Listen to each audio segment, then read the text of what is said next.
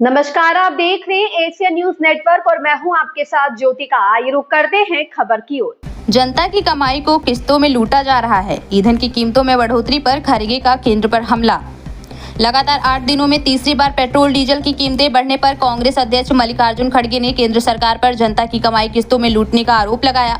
उन्होंने कहा कि दुनिया की कई देशों ने ईंधन पर राहत दी, जबकि भारत में लगातार दाम बढ़ाए जा रहे हैं। देश में पेट्रोल डीजल की कीमतों में लगातार हो रही बढ़ोतरी को लेकर सियासत तेज हो गई है। लगातार 8 दिनों में तीसरी बार ईंधन के दाम बढ़ने के बाद कांग्रेस अध्यक्ष मल्लिकार्जुन खड़गे ने शनिवार को केंद्र सरकार पर जनता की कमाई किस्तों में लूटने का आरोप लगाया। उन्होंने कहा कि अंतर्राष्ट्रीय बाजार में तेल की कीमतें कम होने के बावजूद सरकार ने लोगों को राहत नहीं दी, बल्कि टैक्स बढ़ाकर जनता पर बोझ डाला। खड़गे ने सोशल मीडिया प्लेटफॉर्म एक्स पर हिंदी में पोस्ट करते हुए कहा कि देश के नेतृत्व संकट में है। उन्होंने आरोप लगाया कि जब पश्चिम एशिया में युद्ध जैसी स्थिति बनी और दुनिया की कई देशों ने अपने नागरिकों को राहत दी, तब भारत में भाजपा सरकार लगातार पेट्रोल डीजल के दाम बढ़ाकर आम लोगों की जेब पर चोट कर रही है। उन्होंने कहा कि पेट्रोल अब कई जगहों पर 100 रुपए प्रति लीटर के पार पहुंच चुका है और सरकार किस्तों में जनता की कमाई लूट रही है।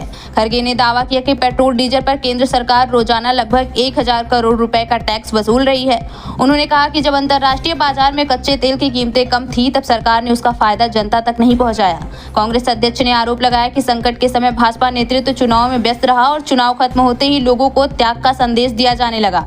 उन्होंने कहा कि सिर्फ 8 दिनों में पेट्रोल डीजल की कीमतें 3 बार बढ़ा दी गई।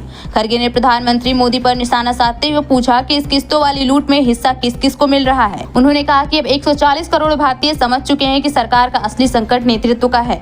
दरअसल शनिवार को पेट्रोल और डीजल की कीमतों में फिर बढ़ोतरी की गई। सरकारी तेल कंपनियों ने पेट्रोल के दाम में 87 पैसे प्रति लीटर और डीजल में 91 पैसे प्रति लीटर तक का इजाफा किया। इस खबर में बस इतना ही। बने रहिए एशिया न्यूज नेटवर्क के साथ।